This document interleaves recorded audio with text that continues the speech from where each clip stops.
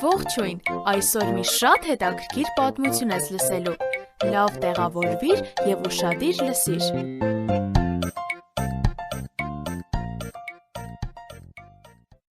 Աքաբարքան շատ էր զայրացած Եղիայի վրա։ Այս մարգարեն է մեղավոր, որ այսքան ժամանակ անձրև չի տեղում։ Աքաբը հառաչեց, արդյոք մոռացել էր, որ երաշտի միակ պատճառն այն էր, որ ինքը հեռացել էր միակ կենդանի Աստծուց։ Անցավ 3 տարի, 3 տարի առանց անգամ մեկ կաթիլ անձրևի, և Եղիան գնաց Աքաբ արքայի մոտ։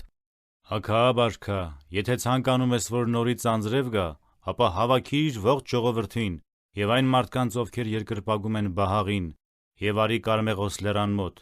այնտեղ կտեսնենք, թե ով է իրական Աստվածը, Տերը, թե Բահաղը։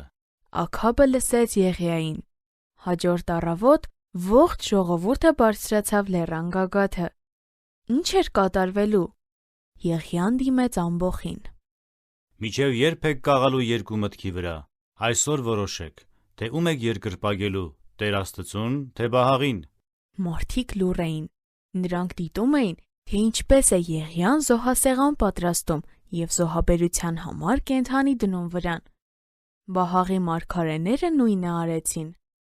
Սպասեք, կրակ մի վառեք, ամեն մեկն իր Աստծուն կաղոթի, և այն Աստվածը, ով երկնքից կրակ կիջեցնի, ճշմարիտ Աստվածն է։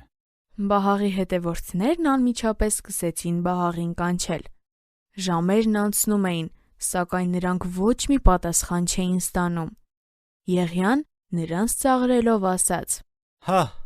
ավելի բարձր աղաղակեք, միգուցե ձեր Աստվածը քնած է, կամ միգուցե ճամփորդության է մեկնել։ Լռություն տիրեց, երբ Եղիան ջուրը լցրեց իր զոհասեղանի և փայտի վրա։ Թաց փայտը չի վառվում, այնպես չէ՞։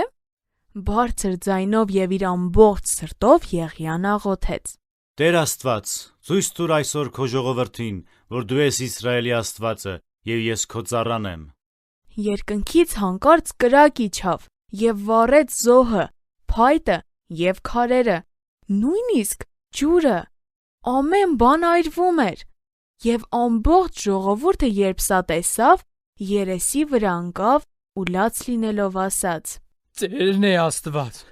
Տերն է Աստված։ Ժողովուրդն արդեն համոզված էր, և Բահաղի մարգարեները ստացան իրենց արժանի պատիժը։ Բոլորը պետք է մեռնեին։ Տերն է Աստված։